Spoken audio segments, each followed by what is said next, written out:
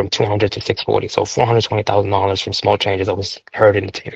Now we're doing a And mil a that month. was and that was the KPIs. It was when you say the CRM was leaking, it was fixing it so you could do more follow-ups, stay more on track on Yeah. leads, and Well, then yeah, because proper yeah, go selling ahead. flow with good lingo, and then the close. I assume you did a bit more scriptless selling, like actually good closing, basically. Exactly. Spot on.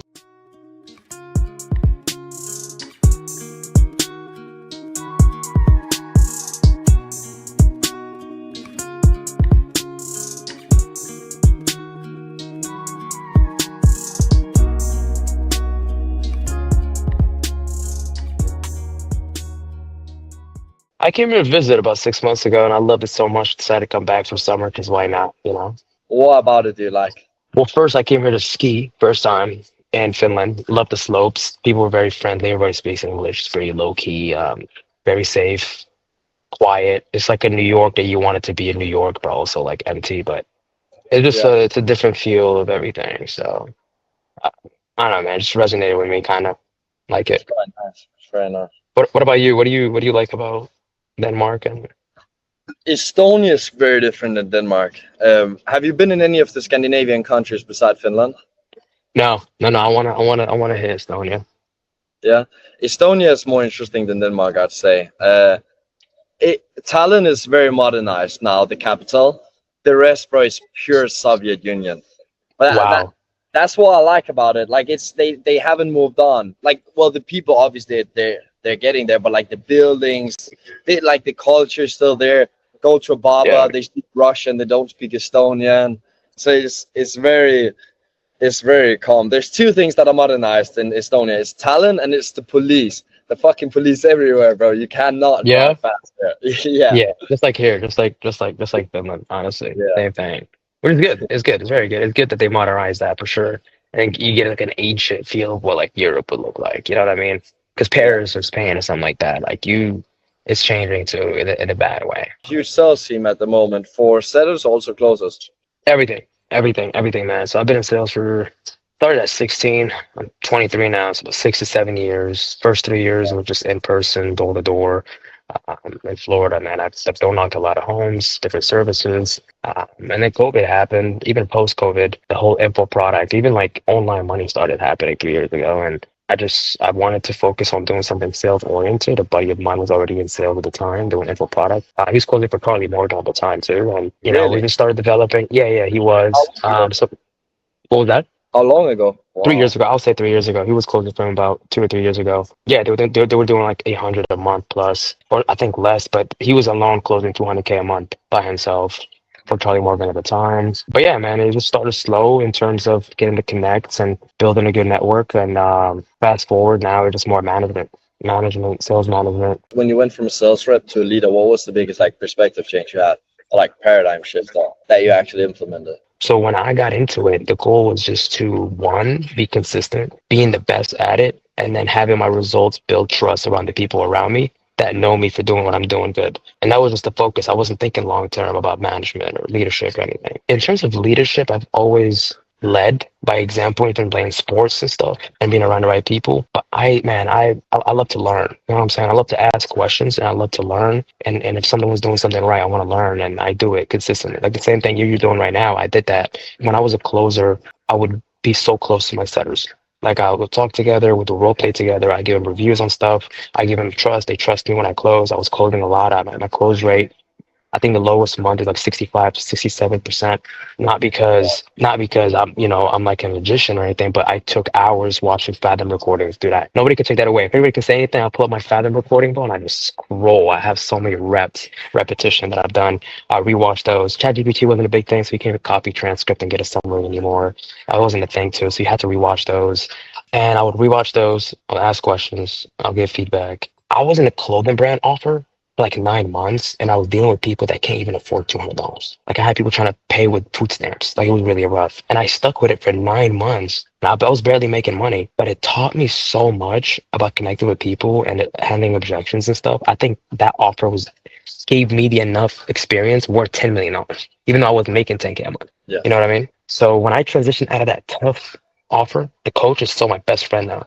When I got out of it and I got into different offers after that, it felt a lot easier. Warmer audience, people with credit score, payment processors start popping up, lead magnets, all this stuff. It was easier to close. Did that for a bit, always working close with my setters. I was pretty much managing the team because the teams didn't have sales managers or anything. I was managing it just by working together. So I didn't have a title.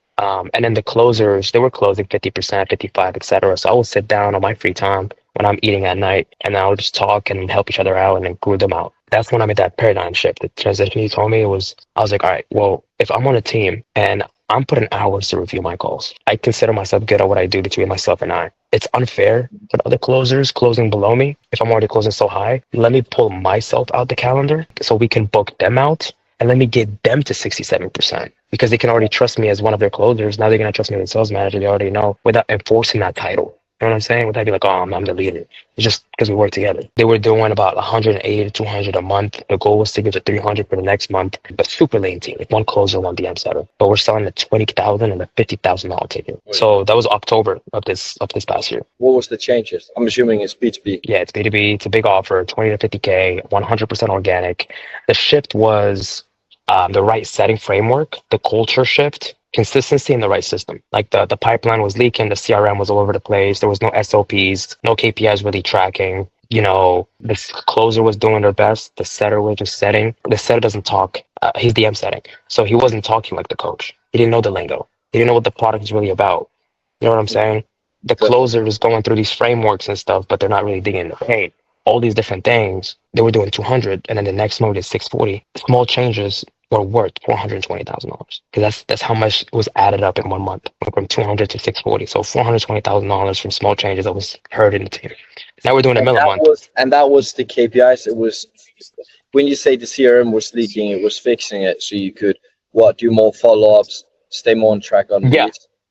And then because proper setting flow with good lingo, and then the close. I assume you did a bit more scriptless selling. Like actually good closing, basically. Exactly, spot on. So one, the system itself is anything from pre-call sequences, speed to lead, the buckets. Everything has to be systemized where the setter can be quick. Would it be the lead magnet or the automation that we send out? And then also emphasizing on the setter speaking like the coach. And then also, since the coach is very rich, the people know that the coach is not going to be on the DMs. How to sound like him, keep it short and sweet, and get straight to the point. And then from that data, we relate it over to the marketing team. They started posting better content. So we started getting better people in front of us in like 2 weeks. And then the closer ditched the script, studied the product, had a framework in place, everything simultaneously, went from 200 to 640, 7 something, 840 in January, boom, boom, boom, and kept growing. Yeah, it was just the setting focus, the culture, the meetings, the KPI tracking, the system for CRM, everything has to be simultaneously together. If not, it doesn't work well at all. So sales management is not just about you training people and get on meetings with them and reviewing their calls. There's also the system itself, which is the ICP, the demographics, the lingo, the frameworks, the SOPs, the KPIs, all the main components that people are just neglecting. First, understanding the ICP you're selling for. Obviously, this is for marketing, but then it also helps you crafting the offer. Once you find the ICP you're selling for, what they're paying, what they need, and how your offer can help them, then you'll hire the people that match the ICP. Don't hire out of desperation. Take your time. Build the offer itself, make a video about the offer, and the same way you're gonna run a funnel for your ICP, like a landing page and stuff for you, the people you're gonna sell to, run the same funnel for the people you want to hire. Make them feel like they're gonna be part of something big, and then you're gonna find the right people coming into you. And then you build a framework around the new salespeople's personality and around the offer and around your client that you're going to sell to. And then you build SOPs for them to follow, then have KPIs to track, then build a CRM to intercept everything. I just gave you $12 million worth of sauce we're currently running right now. That is fucking beautiful. When you say taking B players and making them A players, or even C players making them A players, how do you shift their identity or their bad habits, their doubts, all of that stuff into actually being an A player and implementing the training to them? Well, look at sports. You have Messi, Ronaldo, Neymar, all the icons. Majority of them are already taken. But then you have a lot of B players in these soccer teams. They're so good, great players. Pedri, all these midfielders, they're not icons. He's not Iniesta, but he's a great B player. But he went through La Masia with a great system that helps him perform. If Pedri or Gavi or all these midfielders grow up in different academies, They would be talented, but they would just be average B players. Barcelona is making them look like B plus players. They're probably not A plus players yet, but the system allowed them to do so. So you can either try to spend so much time trying to get these talented folks, A plus players. Full transparency: 90% of info product companies, they don't have the authority to hire A plus players. You can't grab someone from tech sales making 200 grand a year right now in tech sales, operating a big office and tell me, hey, I'm an info product. He's not bought in, but right now, if Hormozy's hiring, you're gonna go, and he's gonna pay you well. You're gonna go. Why? Because Hormozy has such a big power and authority in the game. You want to be part of that. But 99% of the info product doesn't have that authority. So focus on the B plus players, build a good system around them, and help them grow. Focus on their personal goals. Ultimately, even if they don't come, even if they don't become A plus players, at least they're really fucking good B players with the right system. And the system keeps the scaling going because A plus players can always dictate how much you make and how much you don't make. You're so reliant on them. So the keyword would be system, then B plus players. So I feel like the first thing is systemizing everything. First of all, systems go back to CRM. System goes back to the ICP structure of the content and who you're selling to and what you're looking for, and the offer crafting system. Then you have the sales team system in terms of their pre-call sequences. Um, you know, during the call, intro call system, and then post call sequences, even with your client journey with the CSMs, because you want to make sure your churn rate is low with your sales team and your clients as well for longevity, because those wins get case studies, which also helps the marketing, right? All the case studies go back to the market. It's like a big loop. Think about it. Starts with marketing, sales team, then client journey, case studies, wins, go back to marketing again. Boom, boom, boom. So you need a system for the marketing, you need a system for the sales team, and a system for the case studies and the client journey. And every single system probably has like 3 to 5, even 10 SOPs each, integrations that help the CSM does right. Because you can hire someone new, same CSM is going to follow the system. You can hire new closing setters, they're going to follow the same system. And in the marketing, they have a system, they just execute on it, they get fed data, and they optimize it. If you don't change, you optimize. And it keeps going on this loop, and this loop, and this loop, and you keep growing and growing.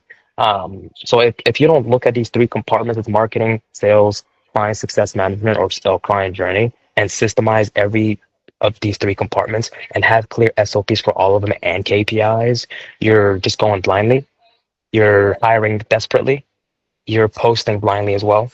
And then you're dealing with low close rates, steady show up rate, churn rate with the sales team, churn rate with the client journey. The marketing starts taking a hit. Lead flow drops. You lose your sellers. You lose your closers.